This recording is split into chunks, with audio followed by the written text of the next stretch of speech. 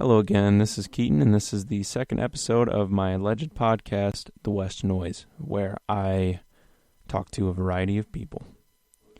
And I'll be honest, I am pretty damn nervous about this whole thing. I don't really know what I'm doing. I can send an email, and I can record my voice, but I'm just second-guessing a lot of what's going on here. And that's kind of scary, but I appreciate anyone who has listened or plans to continue listening, because all I'm doing is trying my best. And even if I kind of suck, the people on the show are going to be really cool and really interesting people doing things that they're sure about. So if you want to take that away from it, that's a positive. And one of those people I actually spoke to today, director Neil Berkeley, who made Beauty's Embarrassing, about an artist named Wayne White. Really, really abstract, interesting guy. And he also directed Harmontown, which is about Dan Harmon's traveling podcast. Dan Harmon co-created Rick and Morty, creator of Community, main writer for that. And those are really interesting. But what the topic of discussion is today is Neil's documentary about Gilbert Gottfried, comedic legend. And it's supposed to reveal the softer side to him and not just the high-voiced, squinty-eyed character that he often is on stage. And Neil was very, very kind to me. And unfortunately, some of the phone cut out here and there, but I was able to salvage some kind points that he made. So yeah, like I said, I'm just trying my best. And I'm really thankful for not only people listening, but people like Neil who give me the chance to just talk to them and record it and then show it to other people, because that's a normal concept. So, here's my conversation with director Neil Berkeley.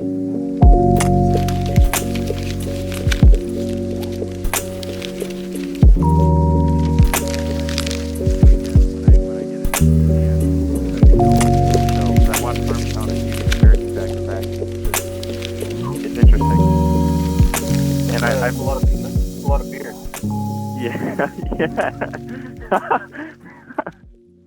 So I've really been thinking how to do this, because it's this sort of meta, like, because I'm talking to you, and you are the one that asks these people questions, but there's also something so impressive about being able to ask those questions, so I have to ask you that. So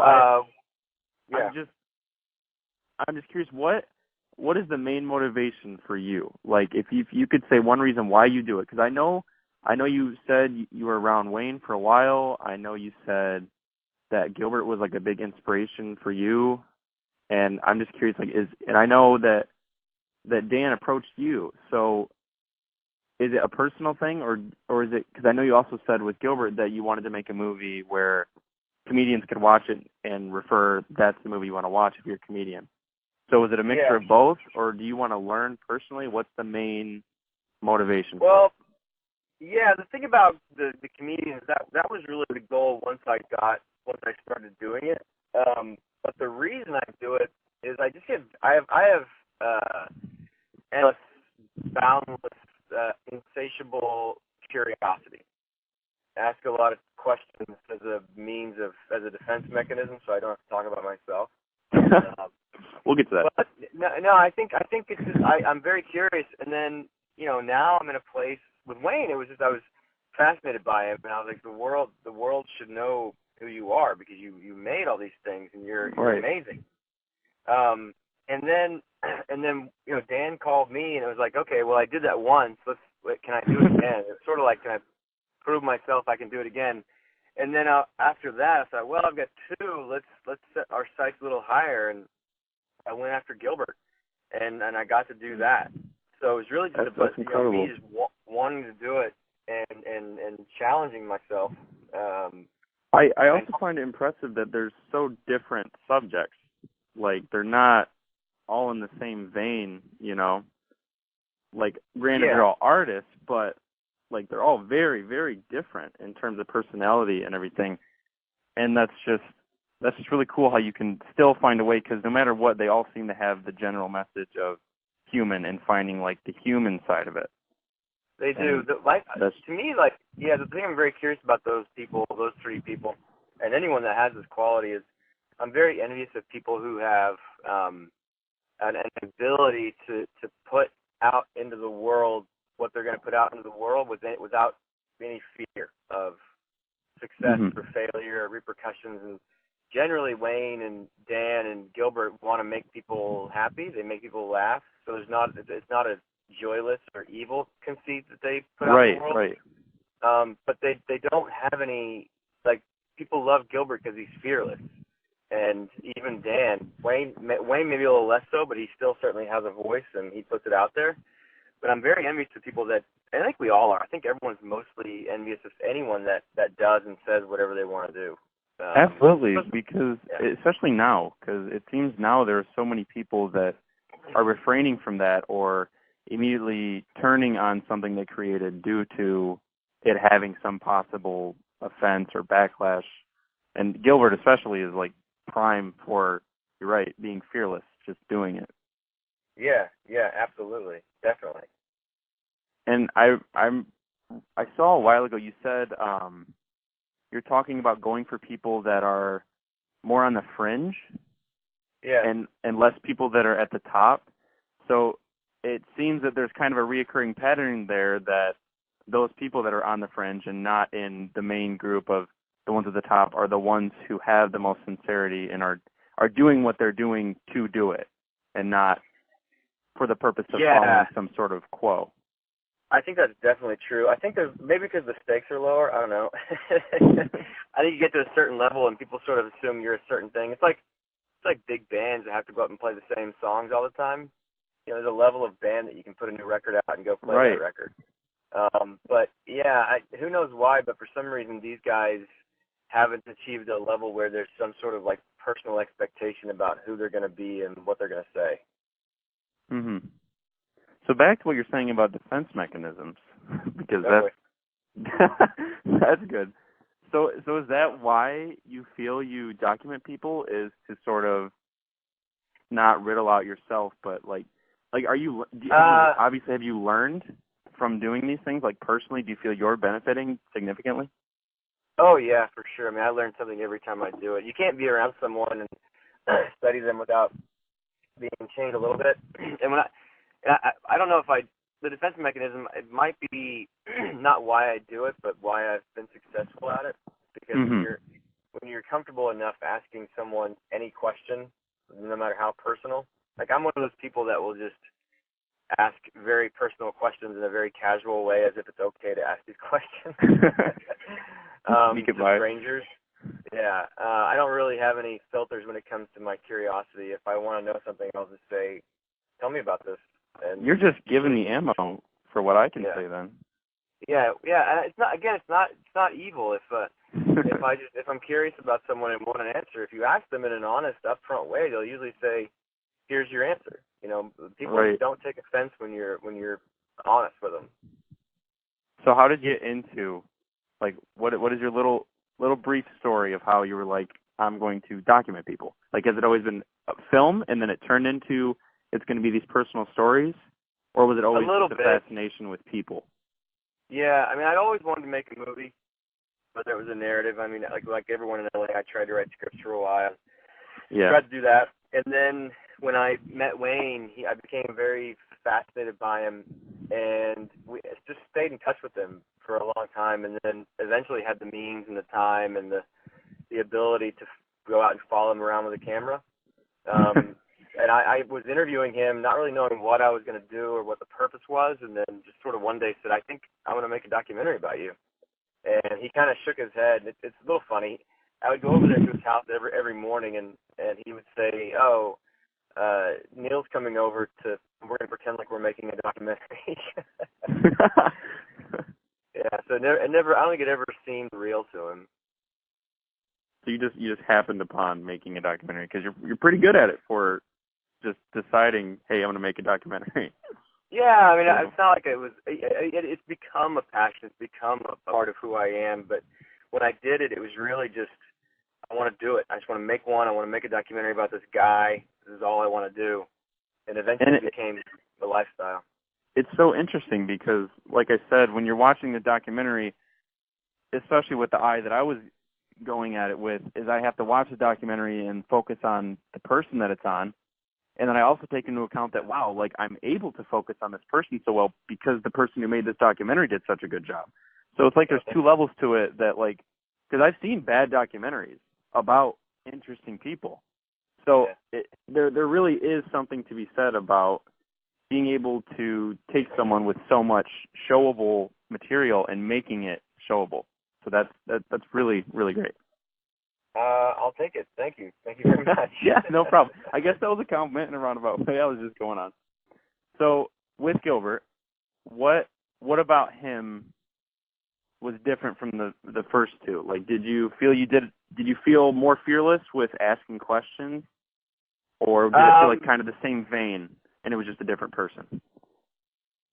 A little bit. I think it was like structurally it was a little different. Like the goal was a little different. I knew less about Gilbert personally than any of the subjects I worked with. Because Dan, I listened to all the podcasts, and you listen to the first 20 podcasts, you know everything about him. Wayne was a friend, so I knew a lot about him. But when it comes to Gilbert's personal life, I knew very, very, very little about him. So that was different. Like as you watch Gilbert, you kind of discover him as I discovered him. Wow. Yeah. So, from watching Gilbert do interviews about the movie, he seemed very recluse, and I honestly had no idea of this, and obviously you didn't seem to have much either. But regardless, he's just so incredibly funny. And was he just, and you mentioned that like at some point he turns the character off a little bit, but was he just consistently like off the bat humorous just about everything? Because it just seems like that's just how he is. Yeah, he's very easygoing that way. I mean, even when he's out of character, he still likes to laugh and joke and have a good he's not like a wild, like he's not a ton of fun to be around, but he's definitely funny. Right. Right. So I enjoy. You know, I'm one of those people. I like quiet people. I like people that are easy to be around that don't always have to engage and chit chat. Right, and it seems like the times that he's not quiet, it makes them that much more impactful. And like his act, if he was constantly a character, it, you know what I mean? Like it just knowing that he has that side to him, that he's thoughtful in that way, it just makes it that much. It makes it that much more pure and like more funny when you see him actually take the time to do it. You know? Yeah, definitely. Yeah. So did it come out the way you wanted to? The movie? Yeah, unexpectedly, yeah. I mean, there's a lot of things I didn't know were going to happen while I was shooting. Like what? I'm very proud of it. Well, like I didn't know anything about his sister, and there's a whole storyline with his sister getting sick. I didn't know what it was really like to be a touring comic. It's not what anyone would expect. It's rough and lonely, and it's very odd. Because you went to what? You went to a bunch of cities with him, didn't you, while he was touring? About 15 cities, yeah. Wow. Mexico and Toronto, yeah. Yeah, we were all over. That's crazy. Would you want to do that? Would you fancy that lifestyle, or do you see now that it's less so? We toured around with Harmontown and I had a really good time, but there were 15 people. You know, when you're a comic, you're out there you're by yourself. You know, you're in your hotel room just sitting there most of the time. It's a very, again, lonely, solitary lifestyle. Did he seem okay with that? Oh yeah, and most comics are, honestly. Like a lot, especially the ones with kids. Right. They're happy to get away for the weekend. So what did you learn overall, would you say? With Gilbert? Yeah, Gilbert. Like what can you take away that you're like, I'm very glad I did that? Yeah, the takeaway from Gilbert is that, you know, it's a bit of a cliche, but you know, that's okay. You can really screw up, and the world's not going to stop turning. You know, and odds are people like Dan and Gilbert, when they screw up in public, it usually works out for the better. You know, they fail up. I mean, they're both more successful than they've been in a long time. They've had big, very public meltdowns and blow-ups and failures, but they always wind up on the good side of things. I think it seems they face it. They face it directly rather than kiddie around it. And so I feel like when you see people like that, when they have problems in the public, the most genuine ones are the ones to say, yeah, that happened. And I feel like that's why you're saying like they fail up, is because they address it and because they're aware that they're failing. And there's something really respectful to be said with that sort of sincerity. Yeah, for sure. Definitely. So, what if someone made a documentary? About me? Yeah, how would you feel about that? Knowing what you know, you're three documentaries in, and you're all about the asking questions no matter what. What would that make you feel like if someone made a documentary about you making documentaries? I think it'd be pretty boring. I think it'd be very boring. I'd have to do a lot to liven that one up. That would be a good challenge for somebody. To give what if? a shot. Hold up. What if you did a documentary about yourself? Oh, how would you shoot that? I would hope that I could be honest and reveal all, but who knows? Yeah, it's very hard to do. I'm not sure it's a good idea. I mean it's a bit out there, but it's just curious because you're so good at pulling stuff out of other people. Do you have just as easy of a time addressing yourself honestly and addressing problems honestly? Yeah, I mean, if someone asks me a question, I'll be honest with them, but I'm not one to just start talking about myself. That's for sure. That's interesting considering how much you like to hear about other people. I know I'm a hypocrite. I don't think it's hypocritical. I get it. I mean, I can feel the same. Like I'm interviewing you now, and I can feel the same about that. I wouldn't be too keen on talking about myself, but I feel like talking to other people helps with understanding self more, if that makes sense. Sure. Yeah. So where does this is a podcast, right? Yes, it is.